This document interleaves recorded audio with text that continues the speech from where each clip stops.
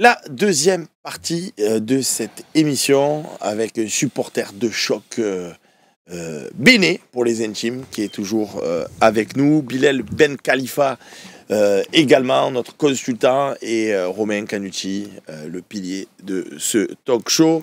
Les retrouvailles avec Sampaoli, est-ce un match particulier pour vous ou non? Est-ce qu'il y en a autour de la table qui lèvent le doigt et prennent la parole, comme quand j'étais professeur des écoles, pour nous dire, ouais, franchement, moi, ce match, ça me tient à cœur. Est-ce qu'il y en a un déjà dans ce cas de figure autour de la table? Non, personne. Moi, oui. La main, pardon, excusez-moi, monsieur. Monsieur Canucci, vous avez la parole. Ouais, j'aimerais beaucoup que... En fait, ça me chiffonnerait que De Zerbi perde un match contre Sampaoli. Voilà, parce que... Tu n'as pas aimé le Samp quand tu étais à l'OM? T'as un esprit revanchard du coup? J'ai pas une revanche contre lui en particulier, mais... Alors oui, déjà quand même un peu. J'ai pas trop aimé comment... Non, mais c'est vrai, j'ai pas trop aimé... Alors j'ai bien aimé son passage à l'OM, même si, rappelle-toi, j'aimais pas trop son coaching en cours de match. Je trouvais qu'il avait un petit problème avec ça. Mais après, je trouve que c'est un vrai entraîneur qui a une vraie réflexion sur le jeu, voilà. Mais j'ai pas trop aimé son départ pendant l'été. Son je veux tel joueur, et puis finalement je pars. Ça s'est estompé au final parce que Tudor a réussi des bons débuts. Mais il nous a plongé un peu dans une instabilité. Je pense qu'il s'est fait sa promo à lui. Voilà, j'ai pas trop aimé son départ. Et par rapport justement à ce qu'il propose là où il est à Rennes, il commence à les faire investir de l'argent et compagnie. Ils en acheté des chèques. Ben, c'est pour ça que j'aimerais bien que nous, tu vois, que derrière il gagne De Zerbi. Tu vois, j'ai tellement envie de voir De Zerbi le gagner que ouais. Tout à l'heure, tu nous disais sur la partie Valentin Rongier. C'est dommage qu'il n'ait pas en sélection avec la France parce que ça lui donnerait plus de valeur, mais Samba il y est et pour autant ils l'ont pas vendu non plus à un club de fous. Il est cher quand même, hein. 15 millions d'euros pour un gardien quel âge il a, Samba, c'est pas un gamin, hein. Mine de rien. Oui, mais après le gardien c'est le seul poste où tu en as que. Enfin, tu peux pas le faire jouer à d'autres postes, quoi, tu vois. Ouais, mais tu peux jouer longtemps. L'âge pour le coup pour un gardien c'est pas. Ouais, mais regarde Steph, quoi. Je veux dire. Buffon, après, il y a aussi 41 ans, tu peux jouer. Il y a aussi les salaires, le salaire qui entre en jeu. C'est-à-dire qu'avec le salaire que tu donnes aux joueurs, c'est pas rien non plus. Et là, Rennes, pour Samba, ils sont. Ils sont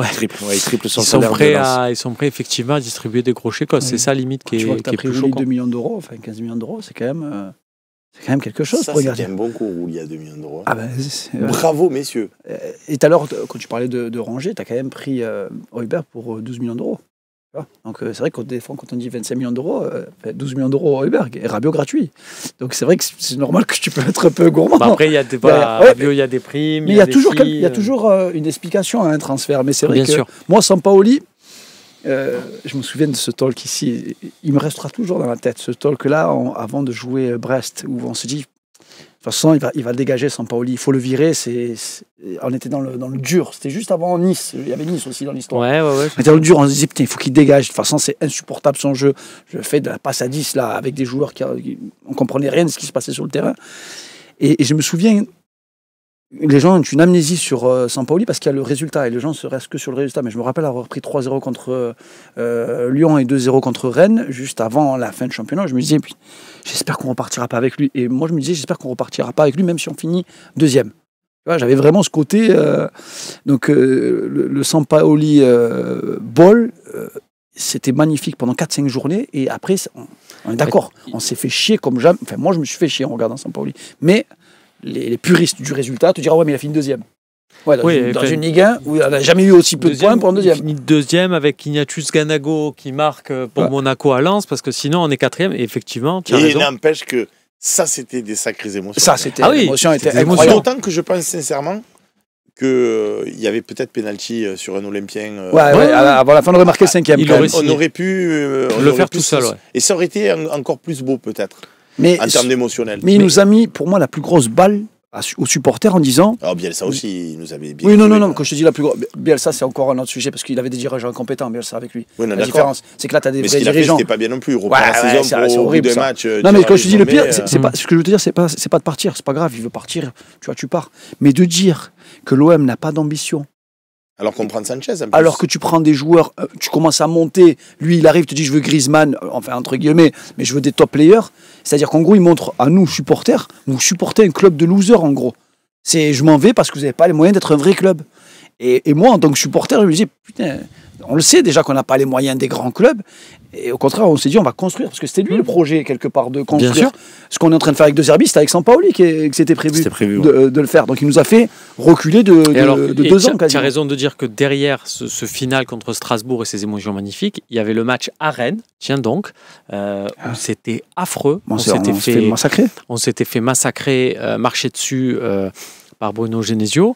Il y avait eu la demi contre Feyenoord, je ne sais pas vous, mais moi, ça reste un traumatisme. Ce match-là, stade plein, demi-finale de Coupe d'Europe, aucune action. De rien proposer comme ça. Le match contre Lyon à domicile avec... Bon, alors toi, tu veux lui marcher dessus. Toi, tu n'as pas levé la main. Et après, tu moi, en fait, De Zerbi, il montre... Non, la question, c'est est-ce que tu veux... taper absolument Sampaoli. Parce qu'en début d'émission, je dis est-ce qu'il y en a un qui veut... J'avais pas répondu encore, tu m'avais pas posé la question. J'avais dit on lève la main. Il avait trop tôt, là, mais il a fait ça, il n'a pas eu le temps d'appuyer sur le buzzer. Avec toi. Je vais te donner un exemple. On a perdu à Strasbourg. La défaite, elle est dure, tu te souviens, Heubière, Nanani, on a perdu contre on n'a pas joué. Aussi, tu vas parler. Oui, non, mais la défaite de Strasbourg, on perd à Strasbourg face à Liam Rosenior, machin, Strasbourg, ils étaient surmotivés et tout. Sur le moment, ça m'embête. Mais après, aujourd'hui, tu me demandes, je te dis, ouais, c'est vrai, on a perdu là-bas. Ouais, on s'était peut-être mis le feu après Lyon. Bon, ça va, je sais que dans la vie, on ne gagne pas tous nos matchs. Ça arrive de perdre. Tu vois, c'est OK. Mais là, si tu perds contre Rennes... Non, mais moi, j'ai adoré Tudor, mais Annecy, franchement, j'ai toujours une petite plaie ouverte comme ça. Ça a du mal à cicatriser. Là, tu veux taper aussi Sampaoli. En fait, je veux taper les idées de Sampaoli avec les idées de Zerbi. Voilà, c'est ça que je veux taper. C'est montrer, c'est comme ça, mon pote, le vrai ballon. C'est pas juste la passe à 10. Il faut marquer des buts, beaucoup de buts dans les matchs. Et c'est vrai que moi, du stade, parfois, je suis un peu choqué contre Le Havre. Je voyais des mecs qui soufflaient sur les 20 premières minutes. Je me dis, mais attendez, c'est pas possible. Sachant que tu avais 11 joueurs derrière le ballon, peu importe où il est le ballon. J'ai dit, mais les gars, il faut un peu de temps pour essayer d'étirer, machin. Ouais, mais bon, c'est trop passe à 10, ils font que tourner. Et un but, 2 buts, 3 buts. Ah ouais, peut-être, c'était peut-être pas con, c'était peut-être pas tort. Je viens de taper 3 matchs avec 5 buts. Donc ça, quelque part, c'est le football qu'on voulait voir, avec beaucoup de buts. Et montrer à Sampaoli que son football, il est sympa, mais la vraie version, elle est avec De Zerbi. Voilà. C'est ça qu'on veut. Et juste pour savoir si l'année prochaine on tape City justement en Champions, du coup tu voudras que De Zerbi il montre à Guardiola que c'est lui le vrai football. Non, sérieusement, par rapport à ce que tu dis. Moi c'est le football avant tout, c'est pas le résultat qui m'intéresse. Non mais alors, dis autrement, tu juges De Zerbi par rapport à Guardiola, sur un pied d'équité, un peu plus fort, un peu moins fort. Non, je peux pas comparer, j'ai jamais vu Guardiola il prend exemple de Zerbi. J'ai jamais vu dans une petite équipe, moi je rêverais de voir Guardiola entraîner une petite équipe. Tu vois. Donc, là, cette année, on voit les résultats. Béné, toi, tu n'as pas l'air décidé de... Non, parce que j'ai aucune animosité avec Sampaoli. Moi, sincèrement... C'est ton gâté à toi, Sampaoli. Sincèrement, moi, c'est l'année... J'ai vraiment kiffé cette année-là. C'est vrai ? Ouais, en termes d'émotion, tout ça, j'ai vraiment kiffé. J'avais kiffé l'équipe. Gerson, Guendouzi, franchement, on avait des hommes. Un mec derrière, là, on avait des guerriers. Kolasinac. Non mais tu es fou toi. C'est le meilleur défenseur de l'OM des 20 dernières années. Qui peut jouer au Real, qui peut jouer au Barça, qui peut jouer au Arsenal, ça s'appelle William, ouais. Non mais voilà, c'était franchement, on fait demi-finale quand même de conférence, on fait demi-finale conférence. Même le dernier match contre Strasbourg. Moi, franchement, j'ai que des bons souvenirs sur Sampaoli. C'est pour ça aussi, par rapport, pour tempérer un peu ce que disait Bilal sur le côté, ça passe à 10 et tout.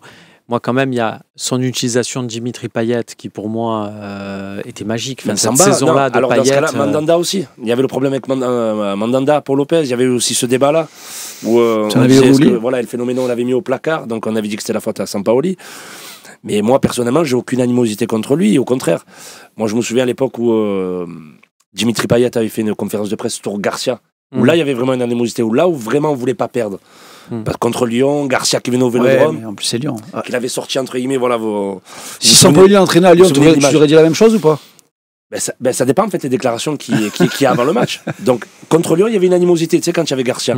Là, contre Rennes, j'en sens pas une, parce que pourquoi? De un, on est confiant. De deux, Rennes, ils sont en plein doute. Et voilà, je suis confiant. Ouais. Et j'ai aucune animosité contre Sampaoli.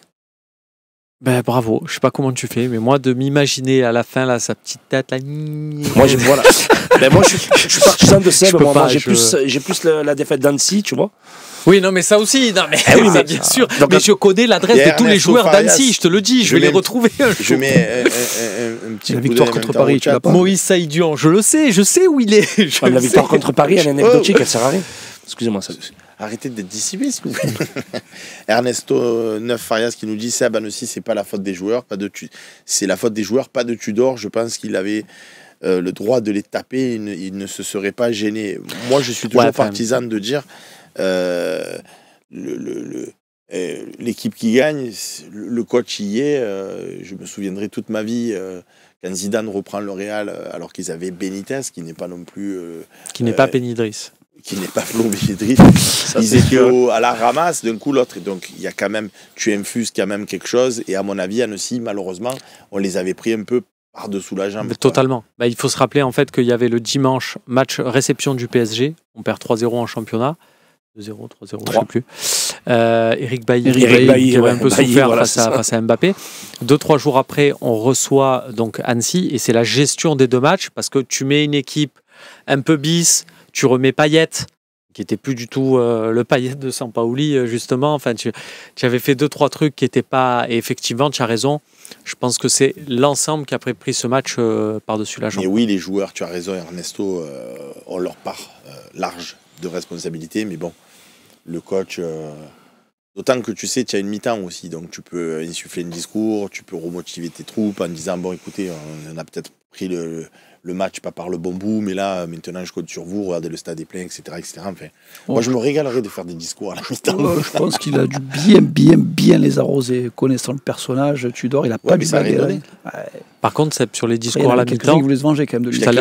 Voilà, je t'alerte juste sur un truc, c'est qu'après, il faut aller sur le terrain, tu peux pas... Le mec, au bout de 25 minutes, les gars, vous avez compris tout. Seb, on perd 6-0 là, parce que l'arbitre, il a repris le match, il n'y a personne sur la... Je crois que tu gagnais 1-0 à la mi-temps.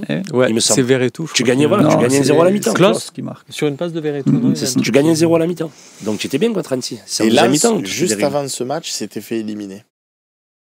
Ah là, on se met des poignards, là, on se régale. Mais c'est bien de se rappeler du passé pour aller... Bon, Sampaoli, on t'explique.